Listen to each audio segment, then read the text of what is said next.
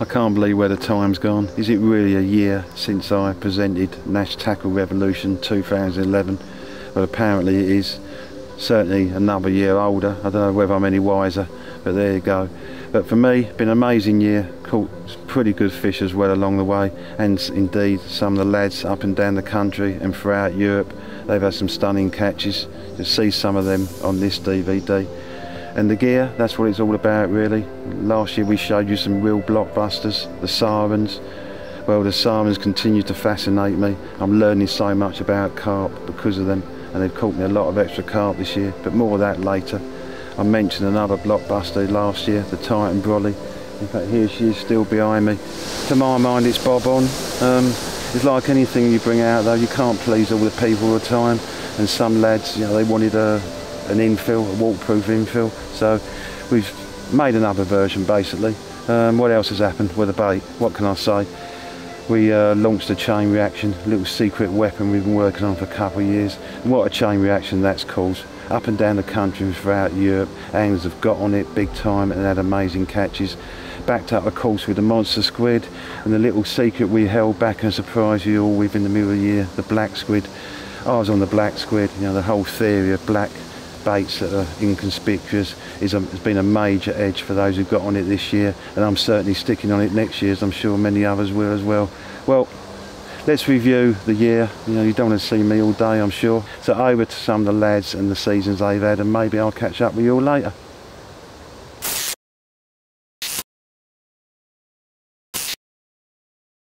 One of the things I love most about my job at Nash Tackle is when the lads come in the morning, you know, after a session out the night before, hearing about their successes and their lows, their disasters.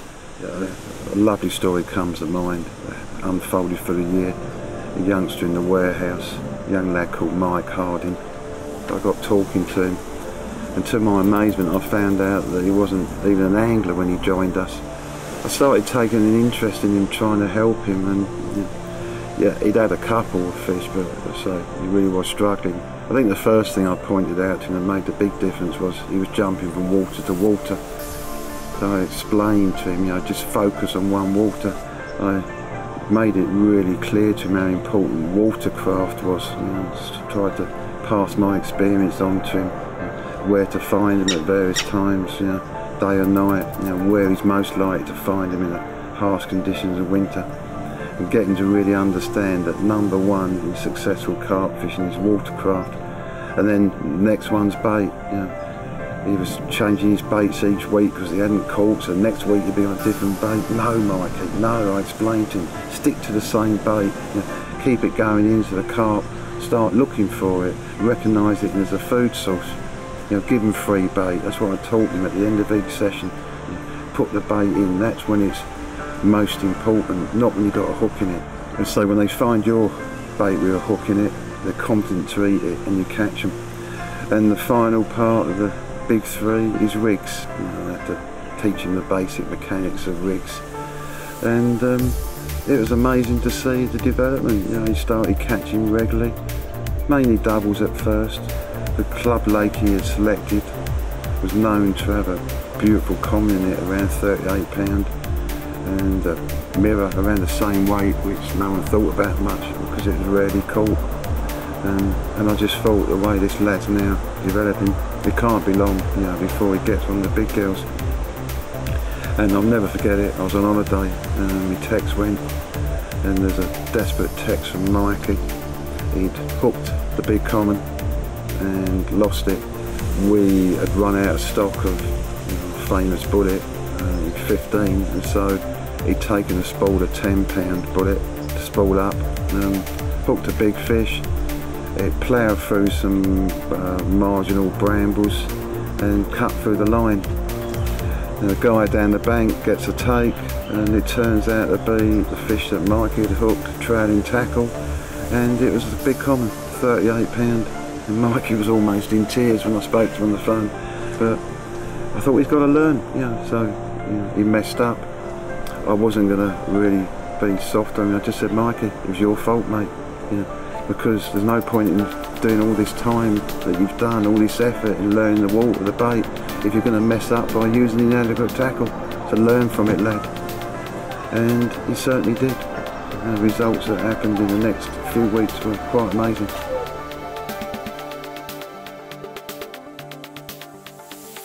The big mirror rarely visits the bank. Generally only comes out every 2 to 3 years. I've been locating a spot about 10 yards out from the rushes where new silkweed was growing through. After locating this area of the lake, I decided to pre-bait with monster squids and the solubles. Monster squids because I'd really been doing well on them, and the solubles are just an added carpet of bait, and they've never seen something like that in here before. I knew it wasn't long until they'd soon be feeding down there. After speaking to Kevin, I realised that I needed to be using the right rig setup for the right area of the lake. I knew that there was no fresh weed growing in through this spot, so the chod rig seemed to be like the perfect way to present my bait. Kevin had showed me a new way to tie the chod rig with a twister hook.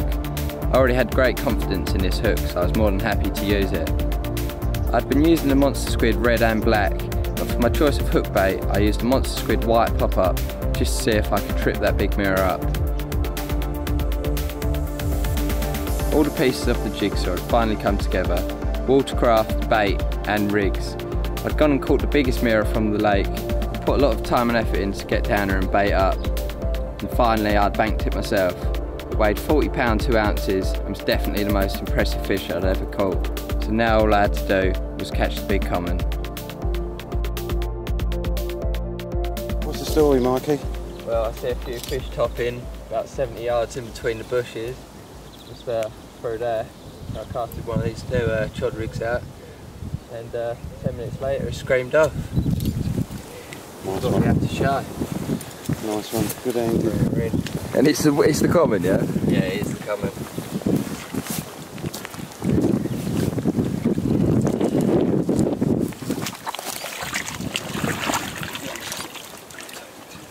So I know you've been reckoning.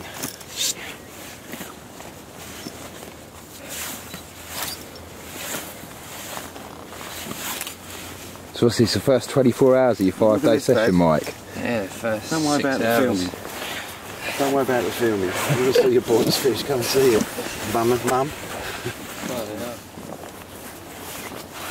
So we know it's a big common because it's got that little scaly pattern there. This is the fish you lost? Yeah, it's the fish I lost about a month and a half ago. Just over in that swim over there.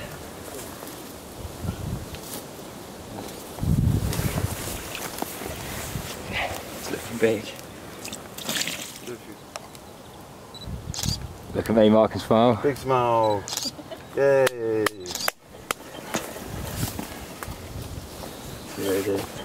Hang on. 41? 41. Hang on. Is it 41? Yeah. Yeah. Nice one. 41, Mum. Yeah. Tell me about it, Mikey. £41 for one. £41. No monster squid, done the trick. Just on a little choddy. Send it back.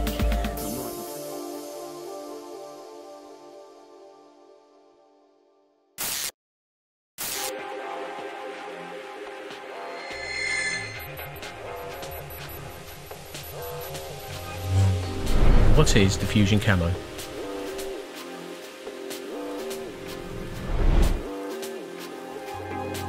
In our opinion, it is the very best in end tackle concealment. Instead of selling a variety of different coloured terminal tackle components to match to a particular lake bed, Nash spent years perfecting a range of terminal tackle in one translucent green colour. This unique green coloration is camouflaged over any type of lake bed. From leaders, tubing, beads and lead clips through to hair stops and hook beads, Nash offer a wide range of products in this diffusion camo coloration.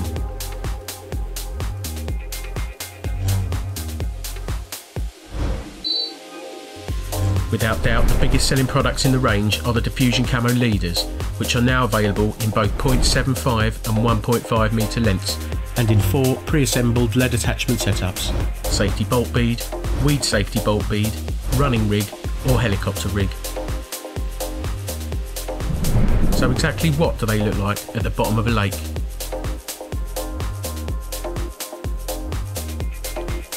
In the first of our underwater comparisons, a Nash diffusion camo leader is placed alongside another brand of polyfused leader.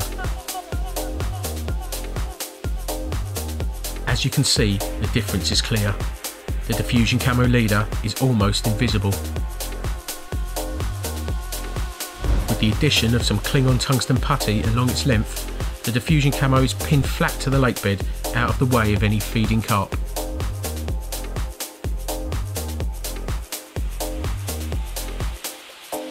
Here, we are comparing another manufacturer's camo lead core alongside a diffusion camo leader. Note how well the diffusion camo lead clip blends in when compared to the solid green coloured version next to it. In our last comparison, we looked at another manufacturer's rig tubing. The underwater footage revealed air pockets trapped inside the rig tubing, causing it to lift up off the lake bed. Hardly the ideal presentation. The diffusion camo leader, however, just seems to disappear again.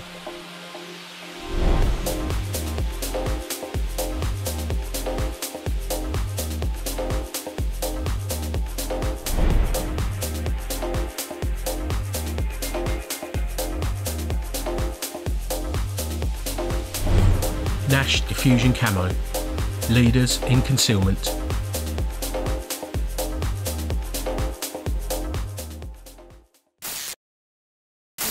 Last spring, this swim made history.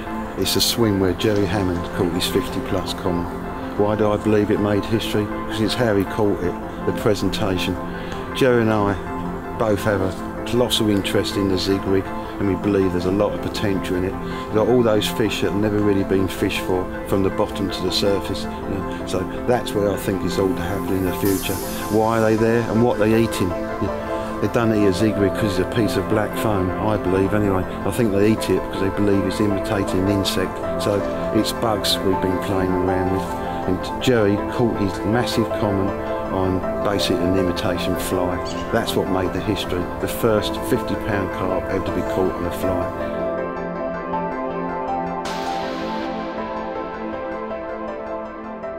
Right, it's something that we've been working on at Nash over the last year or so. If you come closer and have a look what we've got here, this is something that I've been working with Kevin with over the last year or so to try and develop. Ain't quite got it on the hook yet, it's straightened out a little bit. But the reason for that being, I've just caught a new PB. And that would account for me being soaking wet. Just shy of 51-pound common. Absolutely made up. But there's the proof. This is what I used. I turned up yesterday and the sun was out for the first time this spring. And the fish were cruising between a little channel between the bank and the island. And first time down, I put one of these little babies on. And I cast to the sort of area where I could see them cruising backwards and forwards. And to be honest, I had my rods laying on the floor. I wasn't expecting such a quick result. And straight away, I was half asleep and I woke up to the sound of the clutch spinning. And a real cracking 24.5-pound mirror. So that was proof enough for me to put one of these on for the night. No joy during the night. Last time out I had 3 on black foam, so we've gone a bit further, turned it into a proper beetle this time. So one bite instantly, and then in the middle of the morning this morning, I'm away with a just shy of 51-pound common. Have it! Get in. Jerry's got the bug. Yeah, I've got the bug.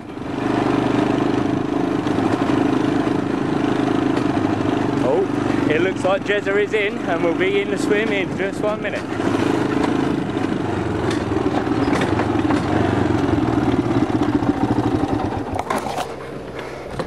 See what's going on. What's going on this time? Well, another one on the zig, but it's been really powering around, you know. It's just started slowing down and plodding about. Boil up.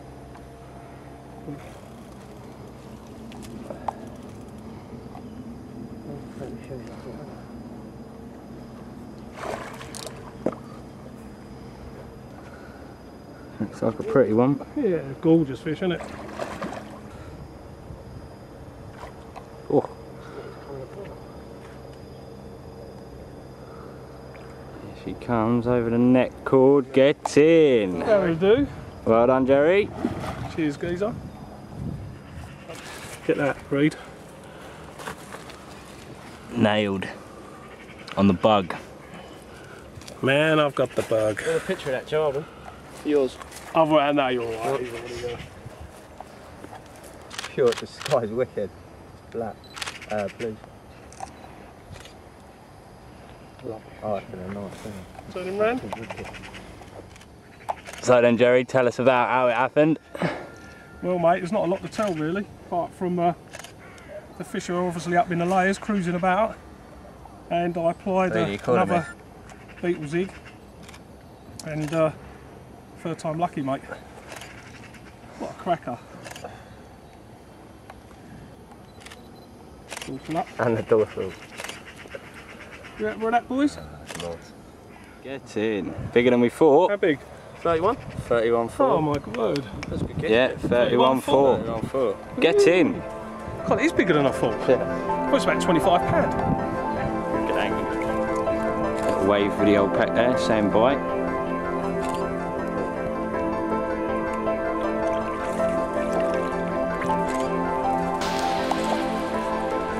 Superb. We're going to bring out our own range of zig bugs this spring, and I believe they're massively going to increase the catch rate on lakes. It makes sense, doesn't it? Carp are eating tadpole, beetles and flies all day long. Now you'll be able to imitate them and go after them. And later on I'll show you a new bait that can massively enhance your catches on the zig bugs. It's this riser pellet.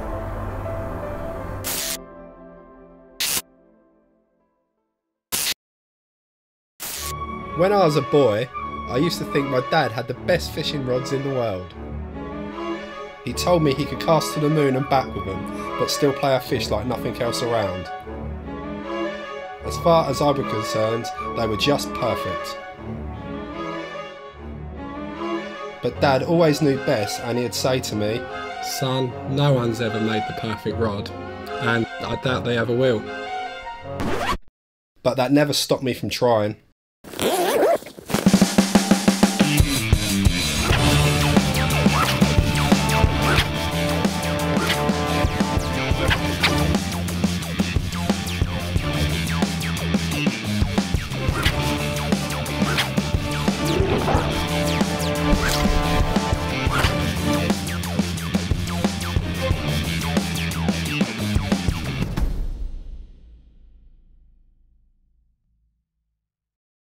Okay, there's 3 rods in the NR range.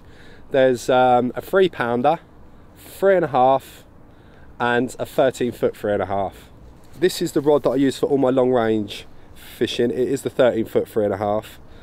It's rung with 50mm rings, which I use for all my long range fishing. Like the action of the rod, I've come back from like my tournament field days, what I know what make leads go a long way, and I've made this rod for the action to do overhead chucking, which is very important because a lot of rods have got really soft tips which don't work for overhead chucking. So this one's a semi-fast action rod. It's got a lot of power in the butt, it's got a firm tip, but it's not overly firm, so the fish playing action is still really good. The firm tip's important so that we load the rod early in the cast. This year we've put a 1K weave through the rod. This stiffens up the rod, makes it stronger, and also helps the cast because the recovery is so much faster. It's an expensive weave and it's really light as well, so it's added to the rod's performance a lot. Okay, let me show you the fittings that we've got on the rod. We've got a Fuji reel seat, which is, you know, Fuji speaks for itself, it's some of the best out there. We've got a stop here as well that's whipped onto the rod. this stop, if you're fishing against snags or something like that, it stops the rod sliding into the lake. It's been really, really good since I've started using it. The line clip has been placed further up the rod than most line clips. This, like we found, with your hangers hanging down there, adds to the sensitivity of the bite detection, which has worked really well for me. I was surprised because I weren't a line clip user really.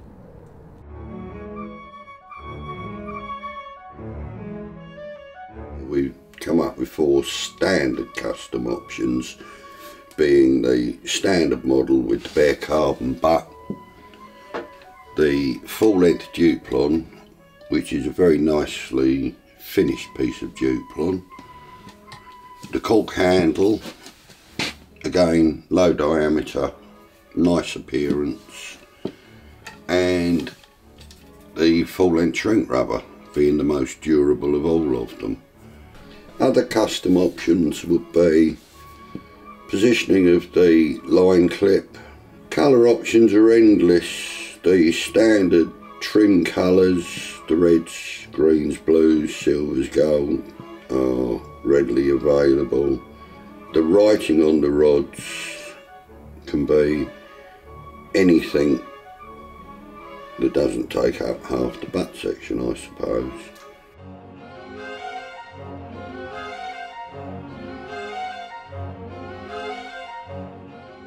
Well, I could stand here all day and speak to you about how good these rods are, but what I'm going to do now is take John and show him how to use this rod to it like the best effect, and then you'll see the rod in action.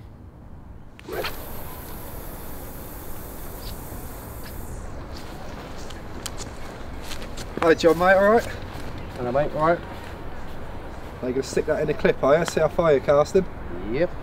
Yeah, like we can walk that out in a minute, and then like try and put some more yards on your cast. Be nice. Like there's a few things that I can see that I can help you with straight away, so good. It's not going to be a problem.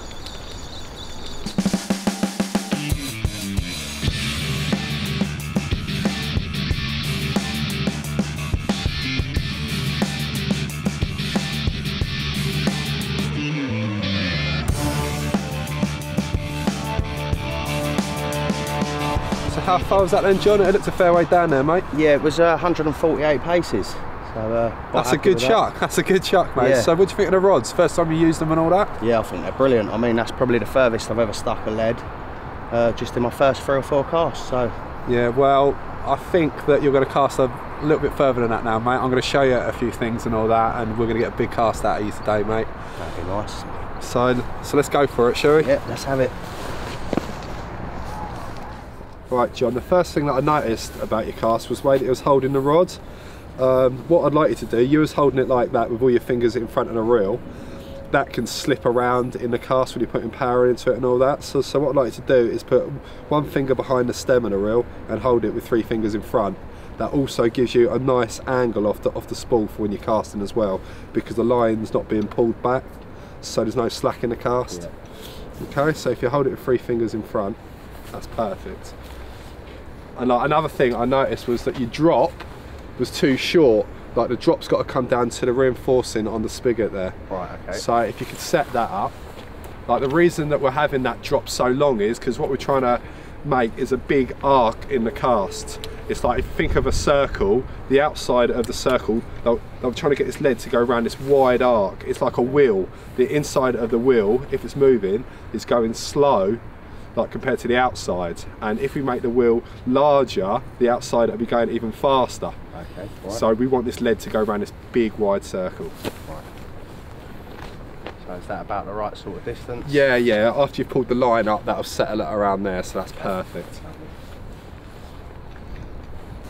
Right, that's it. If you set yourself up like you was going to cast like before, you see what I want you to do now is, as I said, you know when I was thinking about those circles I was saying, yep. Your right hand is going to be the centre of the circle, okay? So to make the circle big, we've got to push it up really high. You'll feel a pull down that side of the body, okay? Right. So it's as high up as you can get it, okay? Yep. Feels a little bit awkward at first. And then your left hand is going to travel to that lead is just above the floor. You want to feel it down, so it's on the floor there, yeah? Yep. And then you want it there. That is the place you want it. So that lead's about a few inches off the floor, okay? Right. your left hand just needs to travel up a little bit further. That's it, to there. Now what we're trying to achieve now is your left hand is going to add all the speed and power to the cast, okay? So we've got to pull that down as fast as we can. Your right hand is just a fulcrum point for everything to go around. At the minute we're only using arms, so what we've got to start using is legs and weight, and like a body weight. If you was going to throw a stone or a ball or something like that, what you would do is, if you was going to throw it as far as you can, all your weight would be back, and like your weight comes through first, and then you throw like the stone or the ball or whatever. It's the same for a cast. What we got to do is get the weight forward and then we cast. So it's arms up like that, small step forward, bang, cast. Okay? Yep. Now, if you get this right, this will just fly. This is the big difference. Weight transference is huge. A nice little small step, mate. That's what you want. And look up. Just nail it for all you're worth.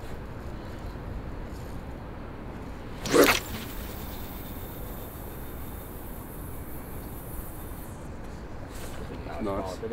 Right, you've had a few minutes with me now. Like, it's on the clip. Let's see if you've improved.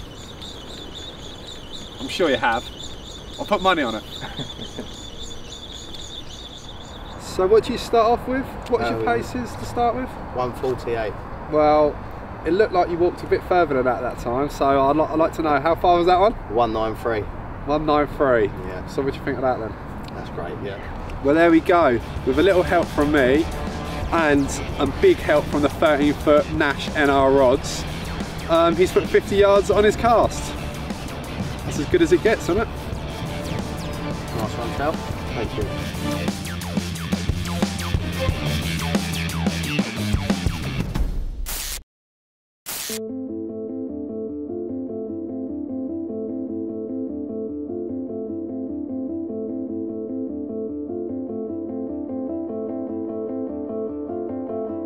Last year I showed you guys the Barrowlogic's range of luggage. This year I'm talking you through the 2012 range of Trakx barrows.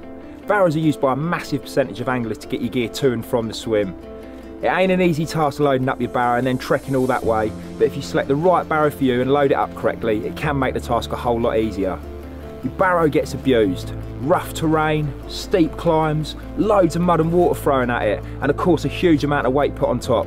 So at Nash we pride ourselves in developing products like this to ensure they're the highest quality and built to last. Can't let you guys down. Let me run you through the generic features that you'll find on all the barrows in the range, making these the ultimate in bankside transportation. We've got a heavy duty steel chassis, really important. These are getting loaded up with a lot of weight, and the last thing you want is that flexing and bending as you're going to and from your swim, or worse still, braking. On the front of the barrow we got a big chunky wheel. It looks the part, but it's also perfect for the rough terrain you'll find yourself pushing these things over. It's detachable, the whole housing comes off. This makes it very, very easy to get in the back of your motor. All the sides fold down, and to be honest, although it's a bit of a monster, it does fold up nice and flat and it'll get into most motors. We've got a mesh bed on top here. Great feature to eliminate any small items you tackle falling and getting lost, or any bags that have got excess buckles, webbing, etc. hanging off. It stops them getting caught up in the wheel. All around the barrow you'll notice we use cams. In the past we use thumb screws. This can be really problematical. As you're going along, these come undone and you eventually lose them. By using cams we've eliminated that need. We've put them underneath, so if you have loaded your barrow up and you want to lengthen it or make it any wider, you can easily get access to them. There's certain points on the barrow where we couldn't use cams and we have had to use the traditional thumb screw method, but they've been designed in such a way that even they cannot fall out and cannot be lost. We've got U-brackets all the way around. These have been strategically positioned that when you've got your barrow loaded up, you can use the bungee straps to keep everything nice and securely on there. And lastly, on the front of the barrow, we've got a fold down bar. This has been put here. If you are using one of the Barrowlogic's front bar bags, it just gives you that added support. That's the generic features. We've got 3 barrows in the range, the Metro, the Evo and the Cargo. Let me run you through them quickly.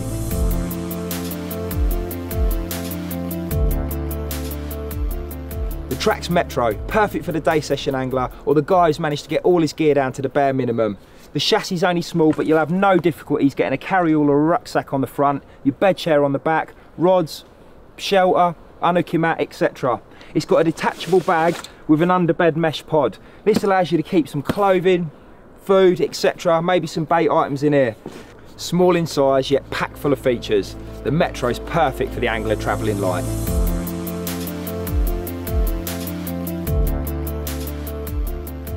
The Trakx Evo, very similar to its predecessor, the Trakx All-Terrain Evo. This will be the choice of barrow for most anglers. Its large chassis, sidebars make it perfect for stacking loads of gear on here. Sort of barrow that if you're doing 3, 4, maybe even longer nights, you're going to get all your stuff on here and get it to and from the swim.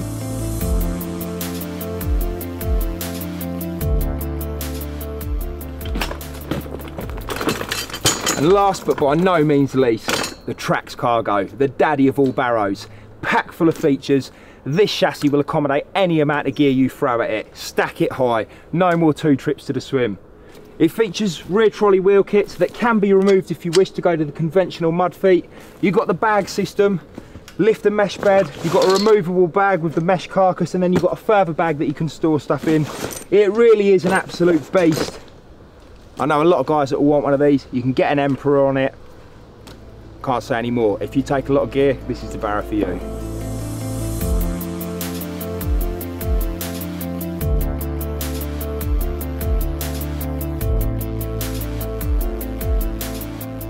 So there you have it, the 2012 range of Trakx barrows from Nash, the ultimate in bankside transportation. I'm going to get these packed away, get my fishing gear out, stick it on one of the barrows. I'm going off to find myself a swim, and later on I'm going to be showing you guys some of the new luggage items we're launching this year.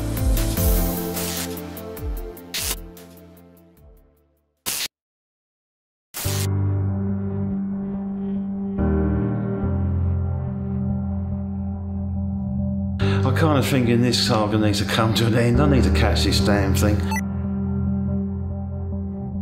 4-year saga of the Emperor.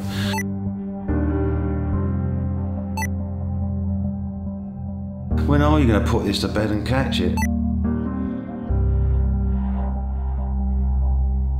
So I decided to have one last go at the Carps. And Winston kind of persuaded me to make a film. He said, do it yourself, just use a little handy camera. So that's what I attempted to do.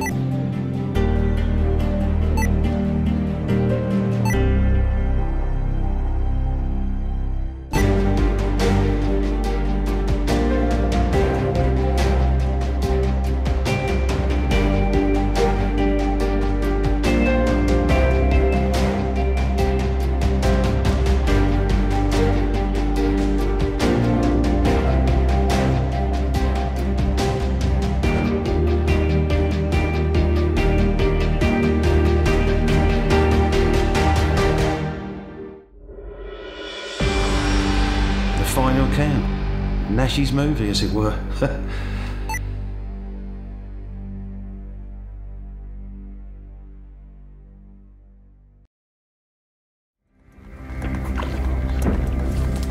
It's a huge fish.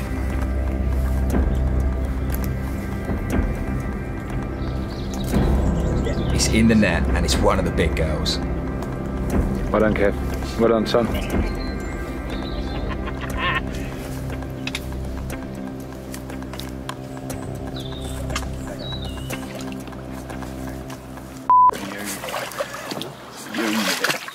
We've just done some stills and I'm knackered. This thing is so heavy and I'm an old boy now, but now they wanted me to lift it with a video camera.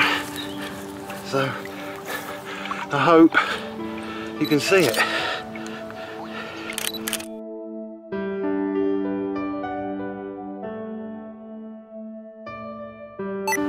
Oh, you need to be panning that video camera, mate.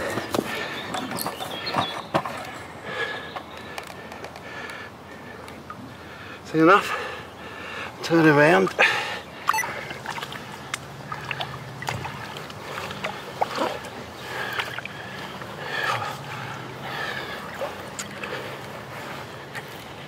Look all right?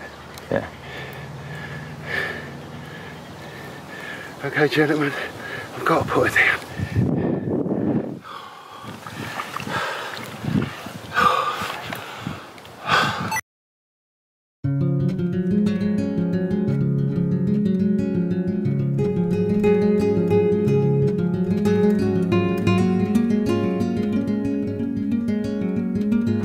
it. It's gone 50, 52, 2, 52, 2.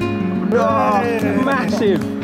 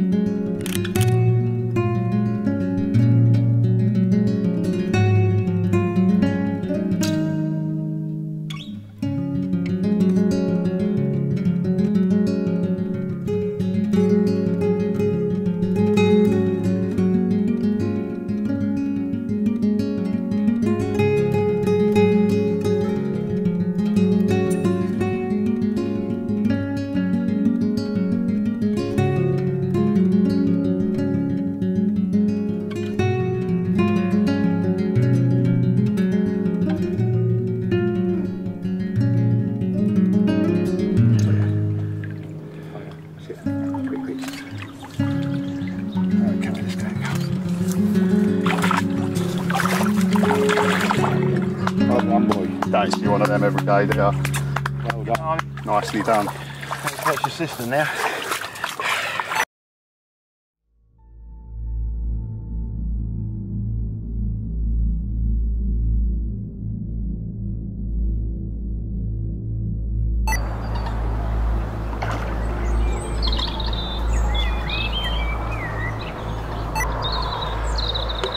I'm still pumped up.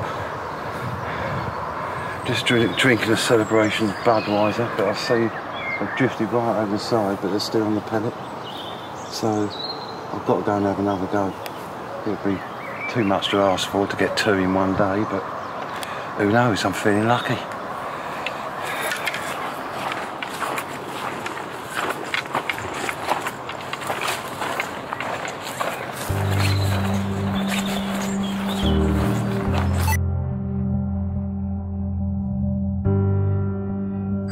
No one can believe what happens next.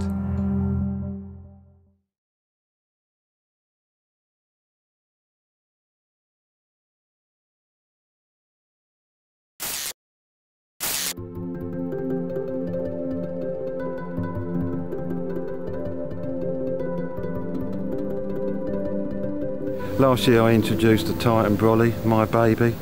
I love it. I've fished under it all this season. In fact, you'll see it starring in my new DVD, the final account. At least it proves I use the gear I talk about. It does everything I want. You can talk to 6 anglers and they all give you completely different views of bivvies, brollies, what they want out of it, their wish list. Well, my wish list is for an umbrella type shelter. I'm not a big bivvy man. I want something that I can pack up quick, move around, set up quick. But most importantly, and I think this missed with a lot of bivvy designs now, is I want the strength. I don't want to be wiped out on a winter's night. I don't want to go to France and have my trip wrecked because I get blown away in the first big storm over there. Fishing to me in summer is about maximum vision. I want to see the lake, I want to see those fish jumping and crashing and be on them in a minute. Bit more difficult in winter where facing rain and that, you may have to put a front on it, but to be honest, unless it's really bitter cold, I fish throughout the winter without a front. So, top of my list of requirements for a brolly after strength and waterproofness is mozzie protection. Now I can zip that up, down, and I've got complete mozzie protection. I mentioned there's a winter skin for it. In winter, I want to keep not only dry, but I want to eliminate condensation drip. Well, you'll never do that with a single skin shelter. The only way is to have a twin skin. The winter skins were my invention back in the 90s. So with a separate skin, you've got a gap between the inner skin and the outer, and that's how you eliminate condensation drip. So it's pucker for me. If I am going out in really bad weather in winter, I just throw the winter skin over it. Totally waterproof, more insulation and no condensation drip. Here's one we prepared earlier. My favourite setup, Titan brolly with the winter skin.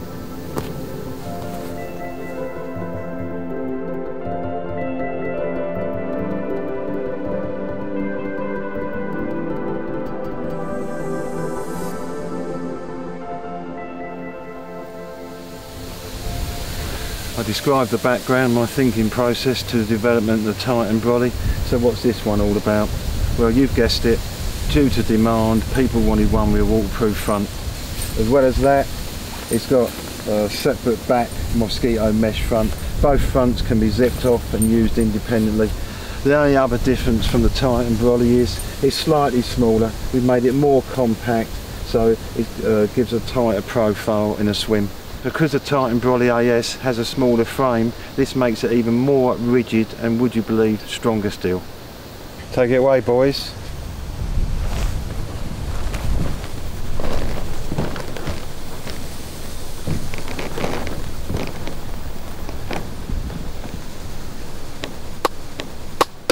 There you go.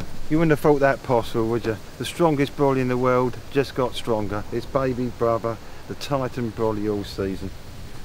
Nice one, boys. Anyone got the binoculars to see if you can see the carp over there while you're up there, please?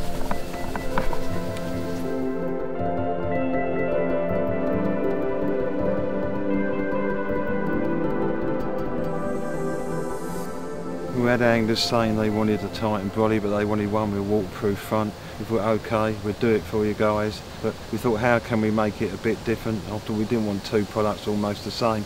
One way was making the frame smaller, as most of the guys we spoke to are real hardcore carp anglers, what I call the bank rats, out there season in, season out, real hardcore.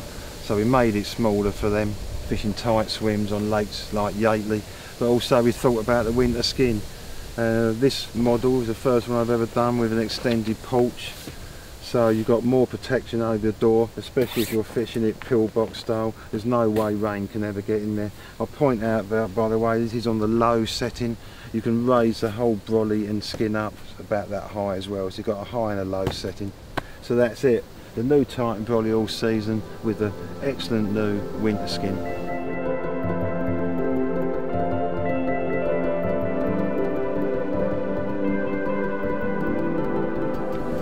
And in an attempt to please all the people all the time, or rather the rest of those who may not think a Titan brolly suits them, we bring out two new umbrellas. The groundhog, this one, and its smaller brother, the hog.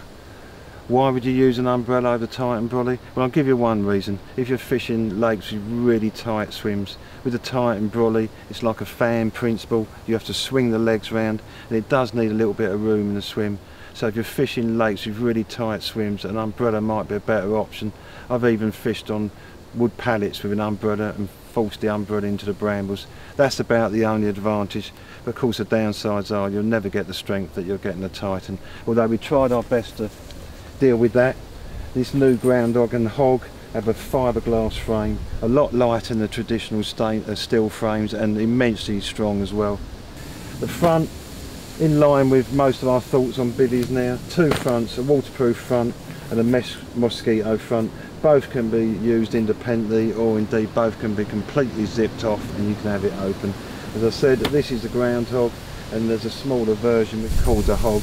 When I showed the groundhog to my German friends, they went crazy over it, they love it, and they made a point which I ought to mention in case anyone's going to some of the Germanic countries like Germany to fish. There's legislation in various parts of those countries where you can only use a shelter with ribs on the inside, so check out before you go to those countries carping, otherwise you might end up brollyless or shelterless. One other thing I've got to mention, in the back there's mesh panels and open air event for summer, and it comes complete with heavy duty ground suit. So there you are, looking for an umbrella, the hog or the groundhog.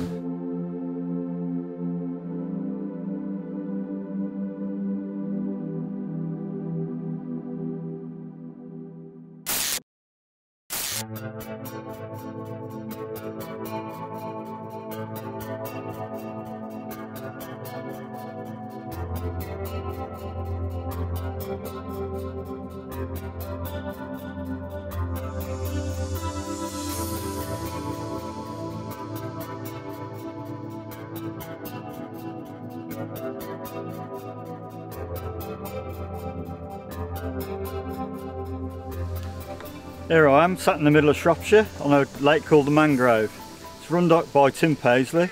Absolutely beautiful old mere. It's been here for 100,000 years since the last ice age. As you can imagine, the silt's going to be really deep, and I've had to adapt my fishing to cope with the deep silt, my bait application, my rigs, my leads, and I'll come to all that a bit later on. But the overhanging trees, lily pads, wildlife, it's absolutely gorgeous place to fish. You have to access by the boats to the pegs on the other side. There's a few pegs down this side where you can park up behind, and to be honest, I love fishing out of the boat. You can bait up accurately, your bait application, you can get it spot on exactly how you want, and I'll show you a bit of that from the boat in a little while. I've only fished it, I think this is my 8th session, and I'm on 62 fish, up to £39.4, which is the late record now. What can I say?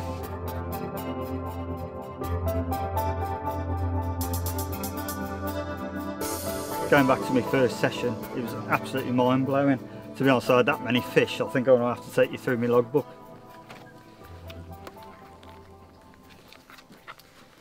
I was in a peg called Lightning Tree, and it was absolutely unbelievable. The wind was absolutely banging down into the peg. I was in a boat with a paddle. Obviously I got set up on the swim, wanted to go out and bait up. I only just about managed to get out 30 yards and got some bait out there, and then before I made it back to my peg, I got blown down into the corner, which was a little bit air raising, but after about 5 minutes I managed to get back to my peg and get the rods out. But absolutely fantastic session, right in the teeth of the wind. I had countless 20-pounders, I had 3 30s, I had an absolute beautiful 38-pound 12 mirror, fish called paw prints. But the funny thing about that capture was, all like fishing one rod in the soft silt and one rod in the firmer patch. Paw print was the only fish I caught off the firmer patch. That was a new late record. Well, until later anyway. At the end of that very session, I got done a couple of times on the 30-yard spot, because that was where I baited up on the first night, and it was getting a bit frustrating. So I basically got my Bankng hook, and I put a little bit longer shrink tube on it, just to make it a bit different. I didn't want to change too much. And if by magic, by morning, I got myself a 30-pound 4-ounce fish called the big common. I had 11 fish, 3 30s, countless 20s. You know, it was absolutely dream session to start with. 2 weeks later, because it was 1 week on, 1 week off rota, I came back for my second session, and the wind was absolutely hacking straight back into the same peg. Same sort of session, to be honest. It just went mad. I got some monster squid out. I even fished the rods on the same markers as I had from the first session. Looking back in my book, I'd fished quite a few 20s up to mid-20. Oh, I had a 28 as well. A 30-pound 3-ounce male common, which is pretty rare up in Shropshire. It's absolutely beautiful fish. Coming back onto my third session, a 28, 14, a 29, 8, another 20-pounder, a 36-pound 15 common, which I caught at the margin, which was absolutely fantastic. On my fourth session, I ended up with a 39-pound 4-ounce mirror. It was a repeat capture of paw prints, but basically late record again. And then by the end of the session, I'd ended up with another 30-pounder, along with more 20s. It was the monster squid, they just couldn't go wrong. This season's like a dream come true for me.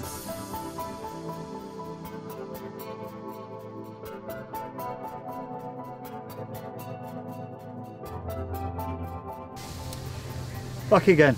I've got some nice little riggy edges for you for fishing in the silt, deep silt, silty meres. What I love best. This is the little setup I use. Nash tungsten tubing, little clip, Nash clip again, little flat pair, and the flat pairs I quite like because they go into the silt but they don't go in as far as some leads. So if I'm casting out, say onto the firmer patch of silt, I can be casting out say 2.5, 3 ounce lead, and it'll go in and you just get this little plug and you feel it and it just pops out and you think, yeah, that's nice. And you just want that little bit of resistance, and it's almost turning that 3 ounce or 2.5 ounce lead up to about a resistance of a 4, 4.5 maybe. And then the other side, if you just casted say the same size lead and you're putting out a 3 ounce lead, you cast him out and you pull him back and it's plugged right in. And then the way I'll get around that, you just change the lead size, come up a bit, say to a 2 ounce, you'll cast out into the deeper silt and you just get a little plug, or if it's that bad you can even go to 1.5 ounces, as long as you don't need the weight for casting at range. But obviously then you'd keep the weight and lengthen your hook length. Nice little rig I like using, which suits silt fishing absolutely brilliant. I use a size 6 Bankng little snowman rig, blowback style, little ring. I don't like the, well, you don't want the ring to come over the shrink tubing, because if you get done by a fish and a fish blows it over there, it can be stuck there and it's just, and you're going to be sat there with a useless rig really. And the missing link I use as the hook length is completely stripped back, so I've got the lovely supple braid which is inside. You could be going into the silt 1 inch and it's going to sit down and give you a perfect presentation. You could be going in 2 inches and it'll still give you a perfect presentation, and it's always got that little bit of freedom that a fish will come along and suck it straight into his mouth, and it's, that's what I like about supple hook lengths. Just take it one step further, I get myself 3 15mm monster squids, bit of stocking, and I tie them up into a little triangle like that, and this does a couple of little jobs for me. The first one being, I can pop them, give them a nice little squeeze if they've been air dried for half a day. You don't need long, to be honest, and they split into half baits but they still keep the shape. And then what I do with that, I'll thread my hook length up through the middle. I'll put a little PVA nugget underneath, and what that does, when you cast that, and it's surprising how much weight it'll hold up, it'll actually hold that up off the bottom. So when you cast out and your lead's gone into the silt, it'll hold up like that. Your 3 baits will pop out. Well, half baits, you can do it any fashion you like, to be honest. They pop out and then the foam nugget comes off, and then that sits down nice and gently on top of the silt, waiting for Mr. Carp to come along and gobble him up. And another little trick I like to do, same rig, get a bit of chain reaction. Say that you can monster squid any flavour, so if you want to mix and match flavours, fantastic. Thread them through the middle, take a little chunk out, I'm sure you've seen that before, and you can do it the same, little PVA nugget underneath, goes down. And the good thing about this is if you're fishing quite cute fish and you just want the attraction and no extra food for the fish, or even winter fishing, all you've got is the smell and the attraction and no extra food. And if they want to eat something, hey, they got a hook in the mouth. Let's have a look at some baiting patterns.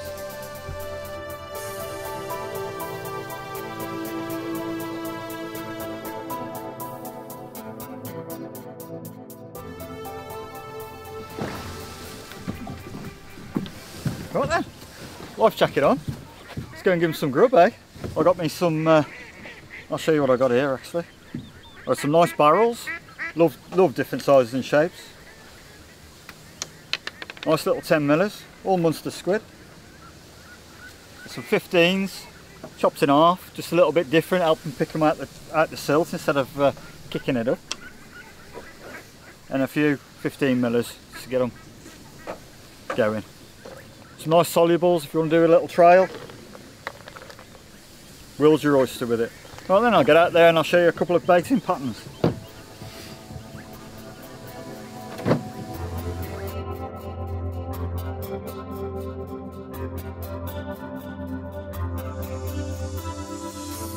As you're looking at the marker float, I'll be placing in larger baits on the left hand side, and it's my understanding is that larger baits in deeper silt is going to create a nice feeding situation for the carp to get them picking up larger baits instead of trying to trough through a load of small food items.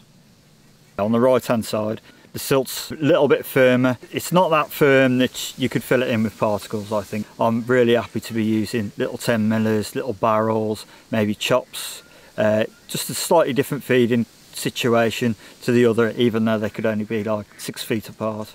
It suits my purposes and it catches me a lot of fish. And I'll also sprinkle just the odd 15mm here and there as a little taster. Anything from 5 feet to 10 feet, 20 feet, around the area. Not many, maybe around one spot I might put 10 baits, and it's almost like they find one and they've had a taste and they start looking for more. I usually look at it, you don't want to be putting too much bait in a margin, and I like fishing a little trail up to a patch to try and get the fish located in an area close to the hook bait, instead of feeding the whole bank and they could be anywhere down that margin then, so you're almost teasing them up to your hook bait. Sometimes it'll work making your hook bait as one of the freebies on the way to the patch if you're fishing for really cute carp. I mean, last little spot, it's almost dumping. I like to call it a greedy pig rig. It's a big pile of bait, it's almost like you've tipped it out of a bucket, and you know, maybe it's 2 handfuls or 10 handfuls, and keep it as tight as you can. A carp just can't swim past it. Sometimes it'll kick you a bite up where nothing else is working.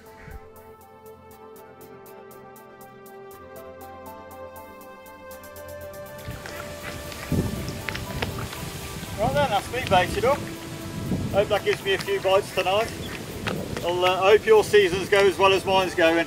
Get on amongst the squid, lads, and good luck to you.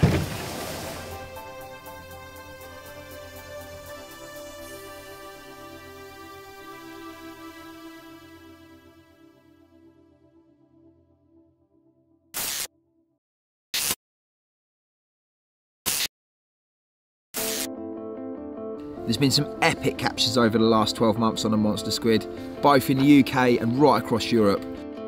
Let's have a look at what some of the boys have been up to. Franz Esberger fished a winter session on a 20-hectare Austrian gravel pit. Temperatures dropped as low as -16 and there was heavy snowfall during his session. Franz banked an incredible 5 carp in these extreme conditions, where his hands were literally freezing to the rod tip when playing the fish.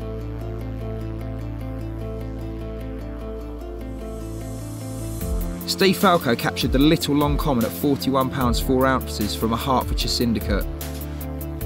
With nothing caught for several days, Steve decided to fish for deeper water away from the other anglers, introducing a kilo of mixed-sized monster squid and solubles. After only 2 hours, he received a fast take and duly landed the awesome creature.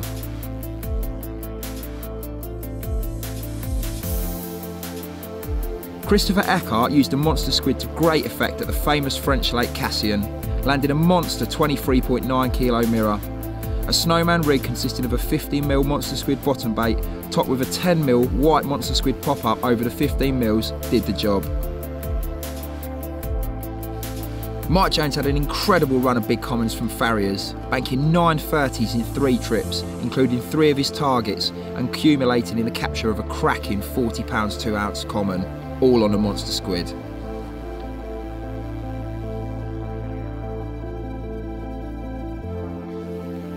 While working out at a show in Holland, our very own Richard Ballard got a couple of nights fishing on a 2,200 acre lake, fishing in the teeth of a freezing easterly wind. On the second night he banked a stunning 38 pound common, which excreted a huge amount of monster squid in the sack.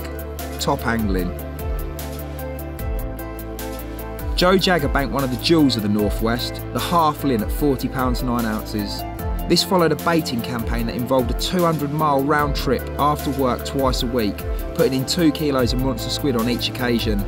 When he finally got the chance to fish, he caught his target fish just 12 hours after casting out. Fishing a 2,000 acre lake in the central region of Italy, David Marinelli banked a lake record common of 26.2 kilos. The enormous common was banked on an icy one pop-up, fished over a bed of monster squid boilies.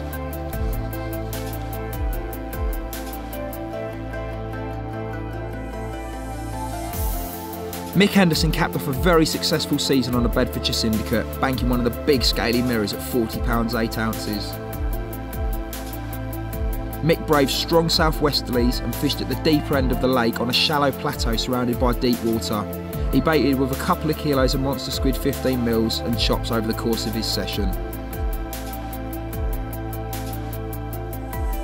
Mark Panzar banked an enormous 30.9 kilo mirror from a lake in Belgium. The fish was banked on a self-rolled 10mm monster squid boilie, tipped with a 10mm white monster squid pop-up. And finally, Stefan Sprenger, the winner of a monster squid competition in a German magazine, put his prize to really good use, managing to tempt an enormous 25 kilo common on the bait that he won from a large 50-acre gravel pit in western Germany.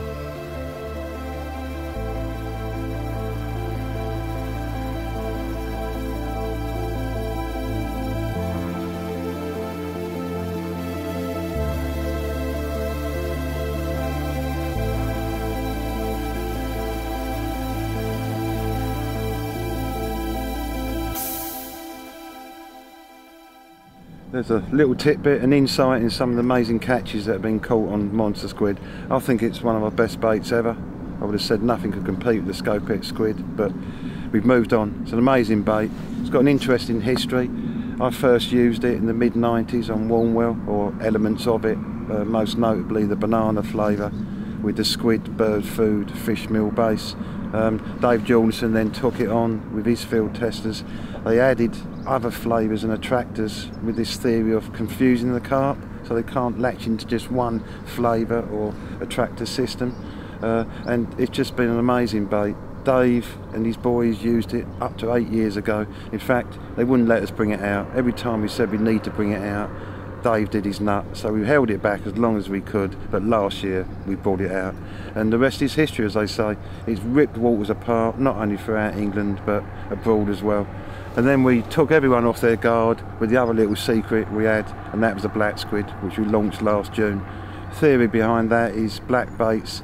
You use the opposite logic of a lot of anglers. You're looking to camouflage your bait, so that sense of sight, which is a sense that can mean danger, is taken away from them. Again, it's ripped lakes apart, and some mega fish have been caught on that as well. So my advice, get on one of the squids, monster squid or black squid. It's a winner.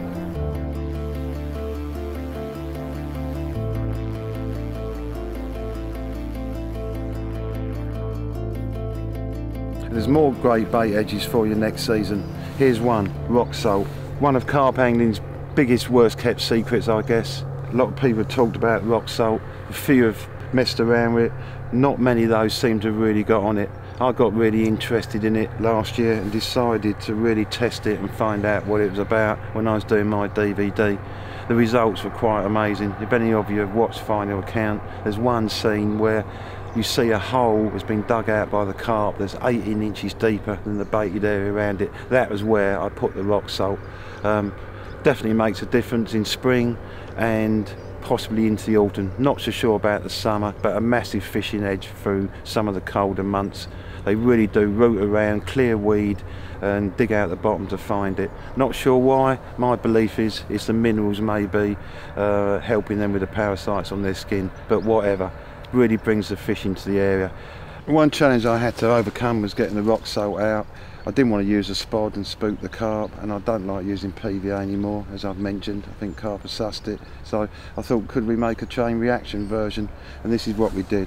Come up with chain reaction rock salt, and we've even made a soluble version. So you can thread that on your hook link. I use one of those every time I cast out, and I'll fire 10 of these, 20 of these into the area 3 times a day. That's all you need. You don't need to overdo it. We're also later going to bring out these rock salt crystals.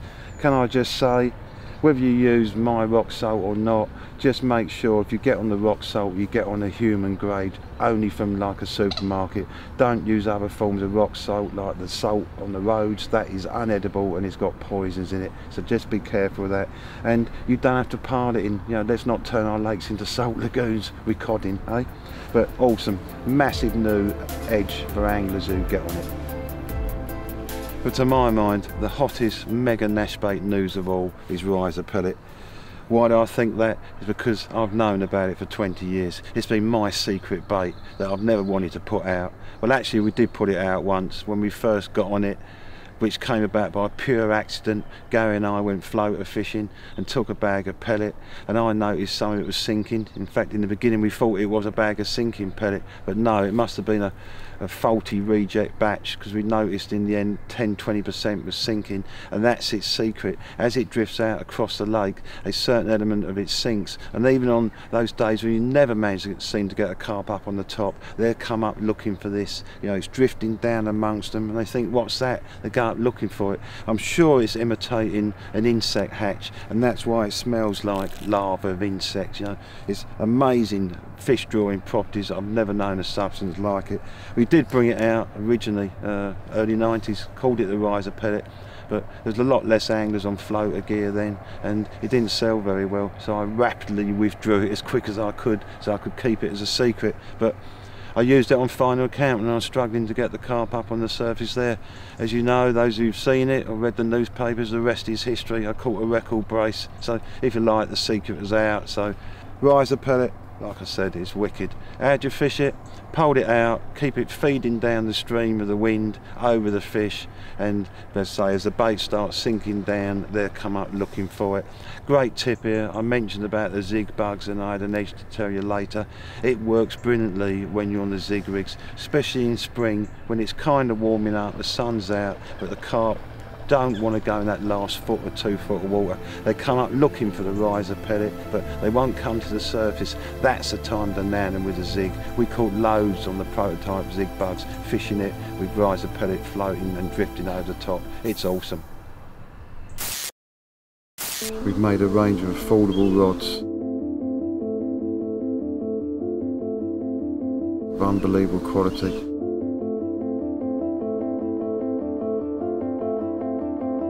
Bacteria's cast at 12 foot 3.5 over 175 yards.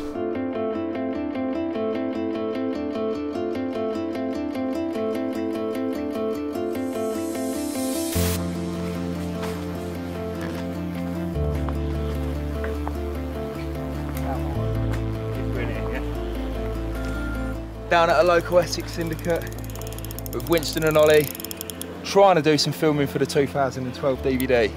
To be quite frank, I'm not doing a great job, making plenty of mistakes, and this is really not helping matters. We're on a tight schedule here, the sun's going down, but blow me down, I've ended up hooking a carp. Winston did tell me not to put the rods out, but I didn't listen. It just looked good, you know, it looked good for a bite, so, you know, I flicked them out, yeah, and away it's gone. And it don't feel like a bad fish. So, don't want to rush it, but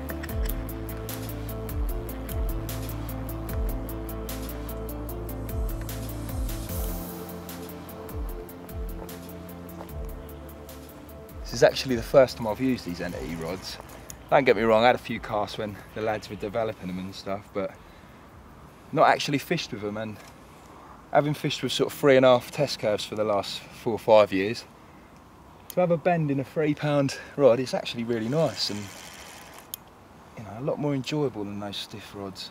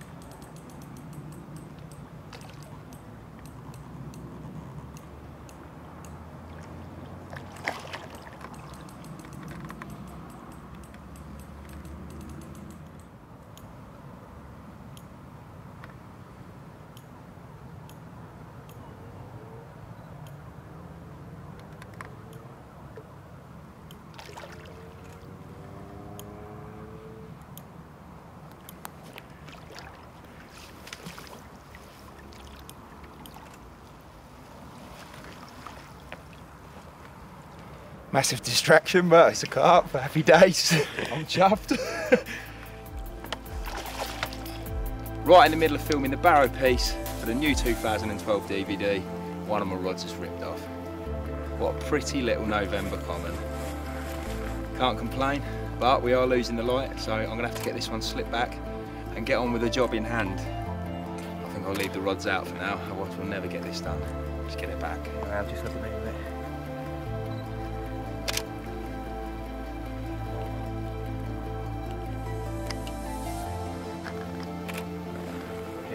Yeah, mate.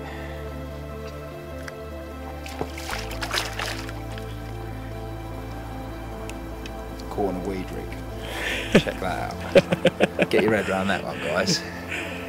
How did it suck it in?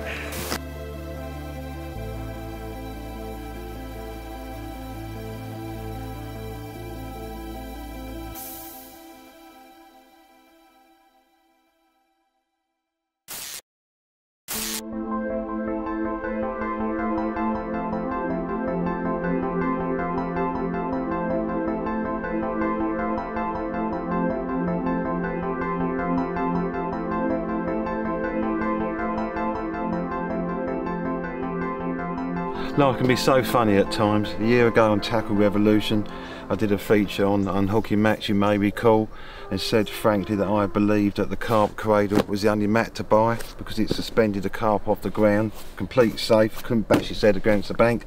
I said the problem was they was expensive and we couldn't sell them. Since then we can't keep them in stock, would you believe? Haven't managed to keep them in stock all year, so that's great. People are now recognising the advantages of carp cradle and how safe they are for carp. And then we start getting feedback from guys. They want a more expensive one, would you believe? So I've done one. This is a Carp Cradle Deluxe.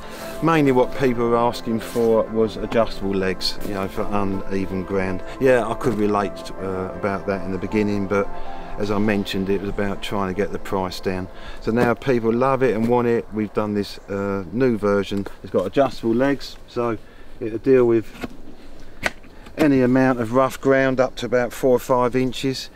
We've also got this padded knee mat, so you can get right under it and, you know, keep really comfortable on your knees, don't dig them in hard ground. And a pocket for the ever essential Medicarp, which no good carp angler, caring carp angler, should go without.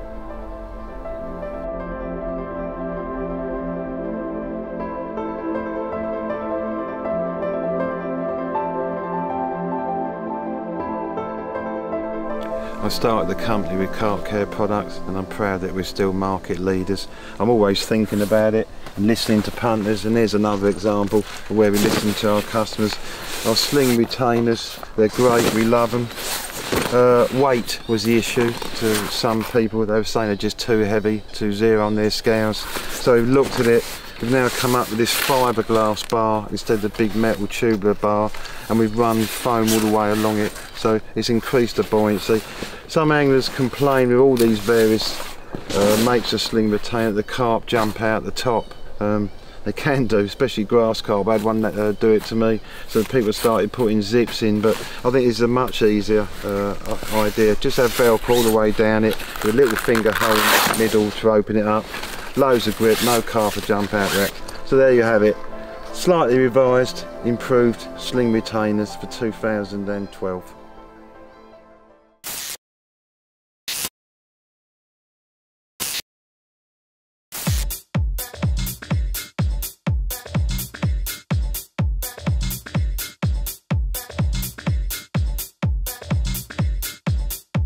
Jamie Clossick is a great friend of mine and also an angler I hold in the greatest respect, but even I am blown away by the results he's had this year. Rock on, Jamie.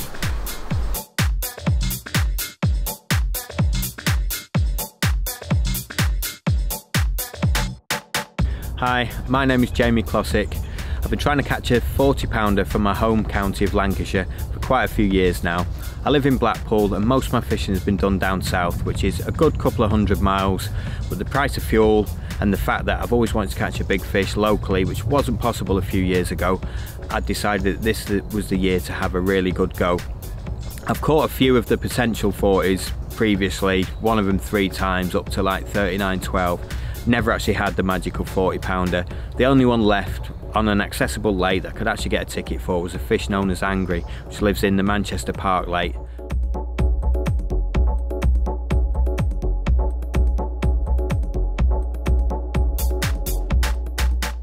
I decided this spring that's where I was fishing, and Angry was the fish that I was going to catch. Now I previously had a go 3 years ago. I had a good dozen fish from the lake and I feel like I know how to catch carp from there, but I never had any of the big ones, and Angry's only been caught maybe 5 times in the last 10 years. prior to this year. Just fishing for showing fish was not going to catch me angry. Most people don't catch it that way. It's normally doing something a little different or away from the pack, and from the sightings I'd seen of it, it usually was not too far from the other fish, but never sort of in the same peg. So my plan was to get close to the fish but not on them, just to do something slightly different. So I started fishing the lake as usual, my usual rigs, sort of blowback rigs with a twister, usual bait. I was on the monster squid this year because I absolutely love the banana that's in the bait itself, and that was the edge to me. That was the only bait I'm going to use for the foreseeable future. It's too busy to bait the lake regularly because somebody's going to be fishing over your spots. So the plan was just to fish as many different pegs as possible, to keep moving and getting baiting all around the lake, and just fishing over the dozen, maybe 20 spots that I was actually quite comfortable fishing my rig over. One of the areas I'd seen fish on a regular basis was a peg called the Monument. It is an area they call the bay where fish turn up regularly, but I'd been seeing a big fish jump, possibly angry, not 100% sure, but definitely it was a loner, this fish. It was showing over in that corner. So even though fish were grouped up on the far side, up that end, but on the far side, I thought, no, I'm going to stick to my guns and get in the Monument. So I've set my kit up, and I'm not in a major rush to get the rods out because the fish are actually on the other side of the lake. But I had a feeling when they came out of the bay, they'd be coming out my side at night.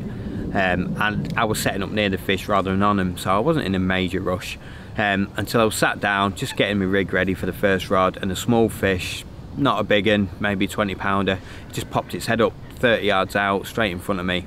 That'll do for me, I thought. I knew it was quite weedy, but there's definitely drops you could get. You could get the lead hitting the bottom. I wasn't going to bother with a marker, so that's where my first rod was going, just near where I'd seen this fish.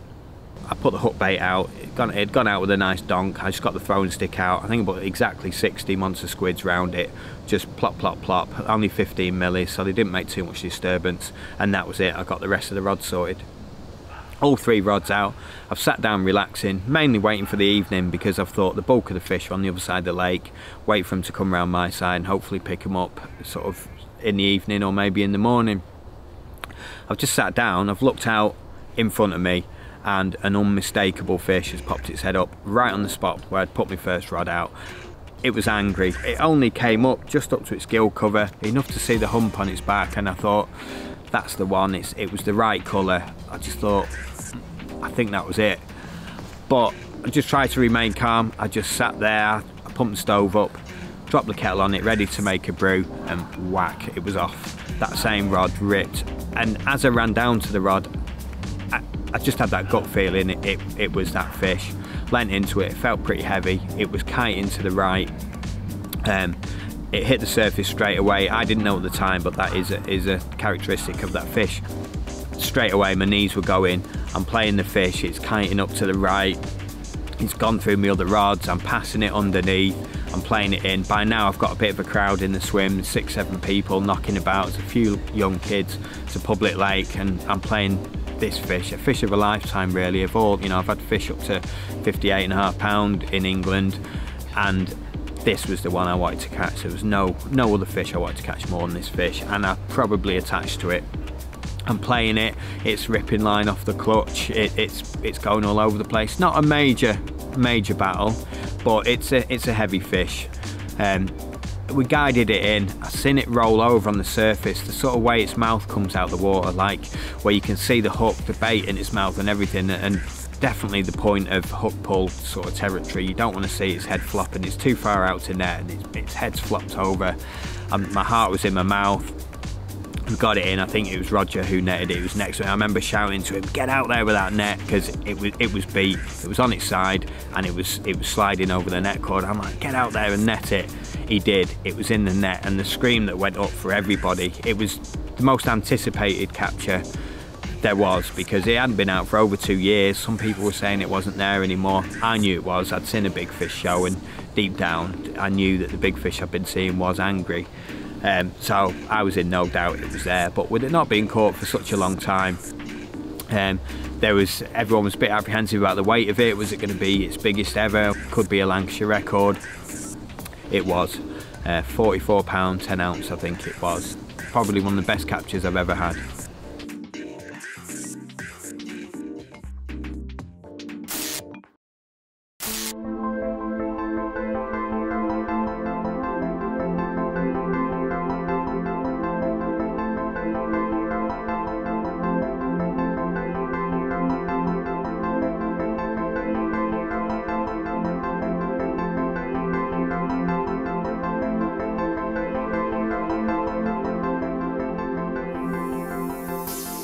I don't think a Nash tackle DVD would be complete without a section on the Indulgence bed chairs.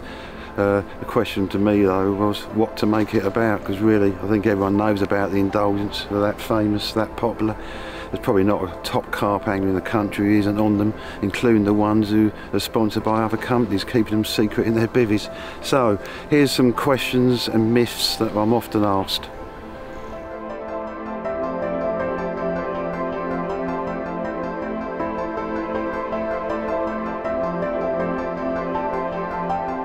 One myth that we often got asked last year, it's died down a bit now, is when we bring in a memory foam mattress out.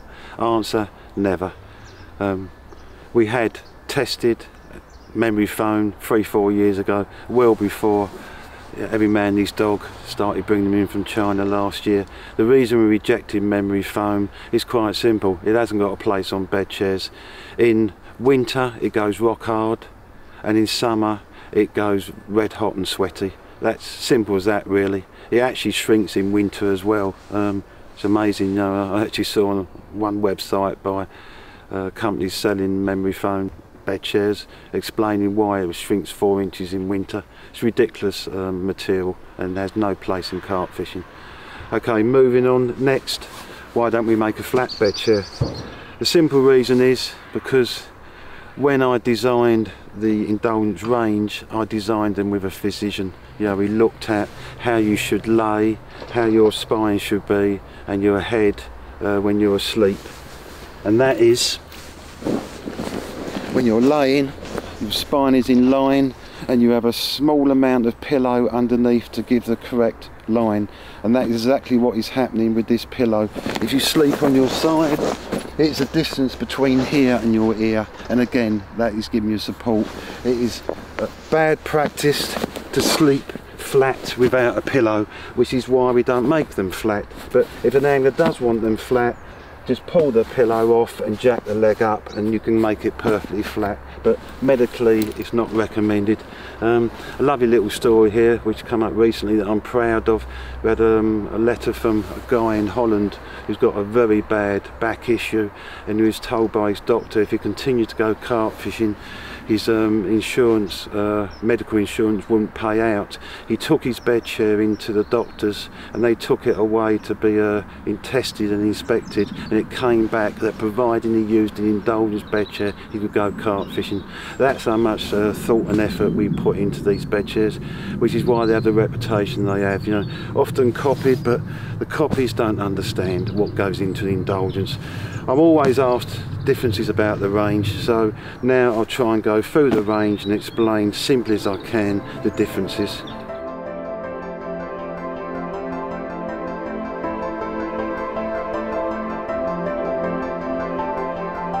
We've trimmed the range down to make it as easy to understand as possible. There is now only one range of bed chairs. That's bed chairs, not sleep systems, and they come in 3-leg, 4-leg, wide boy and standard width. So that's 4 models really. There's a 3-leg model and you can have that in 2 widths, and there's this 4-leg model which you can have in 2 widths as well.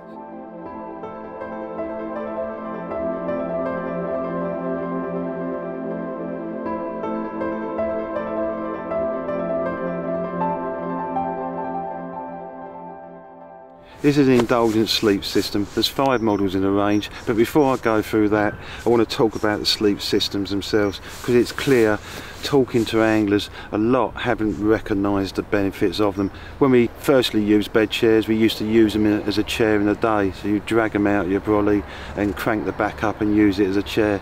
But now I always just use it as a bed, so why go to the hassle of having a bed chair which you then got to slip a sleeping bag onto and take it off if it's too bulky to fold up, etc, etc. But there's a lot more to the sleep system than that, and until you really lay in one you can't tell. So go in your local shop and ask the guy if you can get in. That's when you'll start seeing the difference. And the first difference you'll see, just like your bed at home, you're laying on a firm mattress. It's not twisting and moving like a sleeping bag does that is attached to the bed chair. That's a mega difference, so you can easily get out and you don't get uncomfortable at night or all tangled up in it. Plus you've got more room because the zip's on the outside, so it's much more roomy around your legs. Easy to get out as well. The zip's more fixed, so it, you know, crash it opens better. They have 2 layers to the duvet. Clever system. You'll note there's a top layer which you only need in the worst of weather, and it completely zips off. So in summer you can just use the 1 layer. As soon as it starts getting cool you can use the 2nd layer. On those red hot steamy nights you can take the mattress off and just have the mesh. Another one of the patents that Nash have coming through. The only system really that the temperature zone, whatever the weather, red hot, freezing cold, it deals with it for you. So that's a sleep system very briefly. There's a 3-leg version. Now it's worth noting that the 3-leg version has short legs. It's designed for the ardent angler, if you like, the real keenie, tucked under an umbrella, and that comes in 2 widths, the standard width and wide boy. So remember that again, if you consider a 3-leg, its legs are much shorter.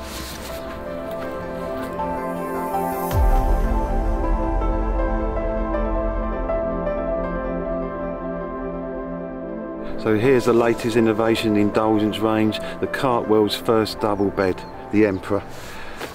Don't laugh, take this one seriously, and indeed a lot have, we're selling loads. Yeah, I think it's got 2 purposes really, obviously for the couple going fishing, but also for the bigger guy or the guy who wants more comfort, especially on those long sessions. And it's worth pointing out to you that it actually takes up less room in your bivvy than 2 bed chairs, because you haven't got that gap that the hand wheels and the feet cause when you put the bed chairs together. So it's a practical bed chair and worth looking at if you go with a partner or you want extra comfort. So there you have it, an in brief look at the Carp world's best bed chairs, the Indulgence. Any questions, any more queries, you can always ring us at Nash Tackle or contact me on my Facebook. See you on the bank.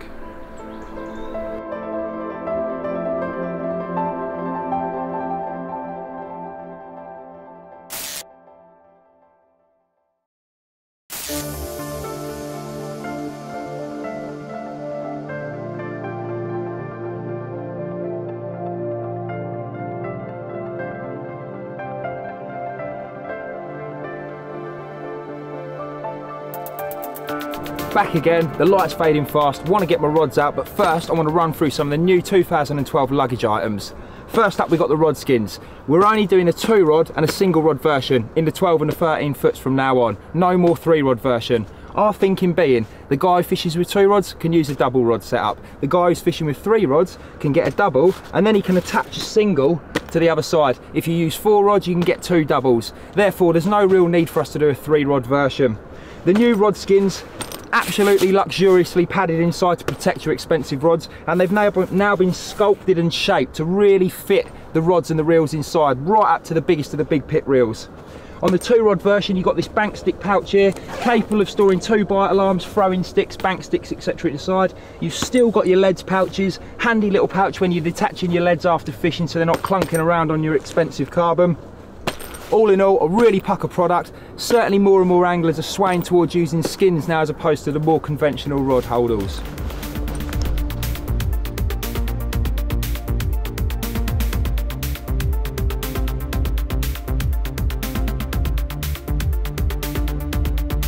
The Barrowlogix Cube, one serious bag. It's been specifically designed to accommodate all your carp fishing equipment. That's everything from bait to food to tackle to spare clothes, you name it, it goes inside this bag. It's been designed with 2 carry handles. This drops directly over the wheel on your barrow, putting all the weight exactly where you need it to give you a nice balanced push when you're going to your swim. You've got an additional shoulder strap if you wish to stick it on your shoulder. So let's open it up and have a look inside. It folds completely flat and exposes these various compartments. It's up to you as an angler how you store the various bits of equipment inside, but as an example, this largest compartment has been designed to accommodate a TT rig station if you wish. I've got all my terminal tackle bits inside here, my big soft box full of all my terminal tackle items, some smaller pouches for some other bits, marker float, spods, etc. Here you got the 2-rod buzz bar pouch. This is another new luggage item in the Nash range for 2012. More and more anglers are sort of swaying towards using 2-rod setups with real short little 2-rod buzz bars. So we've decided to introduce this into the range. It's perfectly adequate in size to accommodate buzz bars, bite alarms, bank sticks, receivers, stabilisers, etc. There's a small zip compartment where you can store all your butt rests, stage stands, swingers, indicators and the like. Really useful bit of kit if you're one of those guys who's fishing with a 2-rod setup. Running through the other various compartments, you've got a long compartment here, great for storing longer bank sticks, throwing sticks, clothing. It really is up to you guys. I've got my rig boards in here and stuff. It's just a great way of storing all your gear in a logical and organised manner. Moving over to this side, we've got a large compartment here. I'm using this for my water and also my brew kit bag. The brew kit bag's another product well worth mentioning. We all like a cup of tea or a coffee when we're on the bank. We've now brought you a dedicated bag to house your vital brew kit items, including your stove, whether that be a gas or a Coleman's, cups, milk. There's a small insulated compartment here. All the essentials you need to make a brew whilst you're on the bank. Moving back over to this compartment, again, we've got an insulated bit here. You can keep your bacon, your eggs, you know, you're away for a weekend session. There's enough room in there to store some fresh food and keep it fresh for the duration of your stay. And flipping back across to this side, this is where I'm keeping all my bait.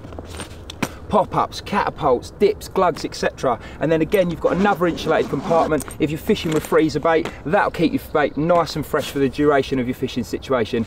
It really is a special bit of kit. It allows the angler to be a lot more organised. I'm going to show you one more thing that the bag does. This is for once you've got all the vital bits of equipment you need out. There's 2 further buckles and clips. If you detach these, you can actually completely detach one whole side. This is then able to be stored under either the head or the foot end of your bed chair.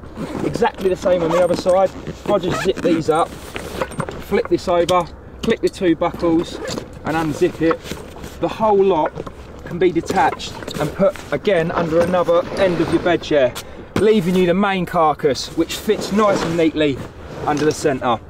A really great bit of luggage if you take a lot of equipment with you and you want to keep organised whilst you're on the bank. Moving on, and then I really need to get my rods out. The last couple of bits of luggage that are new for this year, we got the Sleeping Kit Compact. We've sold a very similar bag to this for a number of years now, called the Sleeping Kit. It was much larger. You could get at least 2 sleeping bags in it, shrouds, pillows, etc. This year we've made a more refined, smaller version. It's absolutely great. It features these external compression straps on the outside. Open it up, you've got a big zip that runs the full length, and inside you can store a sleeping bag if you wish, shroud, pillow. I'm using it now. It's November, it's getting cold, I'm taking extra warm clothing with me, so I'm packing all my clothing inside here. Underneath all that you've got 2 more compression straps, and I've got a pillow, shroud, etc. A really useful bag for keeping stuff in that can be compressed down nice and tight. And last but not least, we've got the uni chair bag. We sell a number of different chairs. We didn't want to create a bag for each individual chair, so we've got a universal chair bag that works with every single one in our range. Inside here I've got the Nomad Ultralight. It's one of the smallest chairs we sell. This particular bag will accommodate everything up to the Big Daddy chair, which is quite frankly enormous. It will all go inside this bag. It works in a way that you've got these Velcro straps. You know, I've actually tucked these down nicely inside, so it's a nice compact pack. And on the side you've got sort of pull-in ties to get your package nice and small. And that's about it for the luggage from 2012. There's some really nice bits here. Make sure you check it out, guys. I'm going to get my rods out, try and catch myself another fish.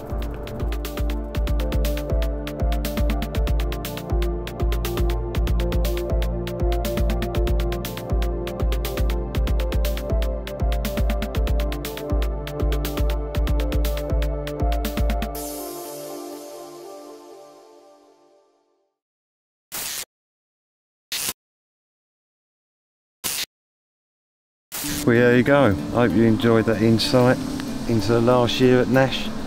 Some of the great new products we'll be bringing out next year, and some remarkable stories by remarkable people. Me, my year, well, what can I say? I set out to catch a fish I've been after a long time, the Emperor. By the time you see this DVD, my DVD, the final account will be out, where I was lucky enough to catch her, and jamily in a brace, the UK's biggest ever brace, and then went on to catch several more good carp, because I saw the chance of British record. Failed in that, but who knows what will happen tomorrow. Along the way I really got to know the sirens. They taught me so much. I've been suspecting it for several years that Carp have really upped the game in the rig stakes. When we sit there thinking we blanked, we didn't actually blank.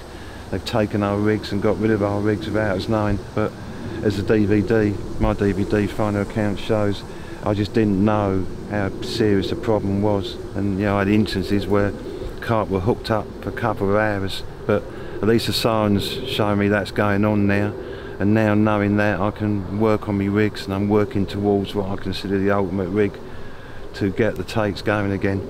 The rods, they were a big challenge. We haven't spoken much about the rods, but they was late basically because of cosmetics. We thought we had them right. Me and Terry just concentrated on sheer action, you know, making the most awesome casting rods, but a proper fishing rod as well. But we never realised how important it was to people that they looked right.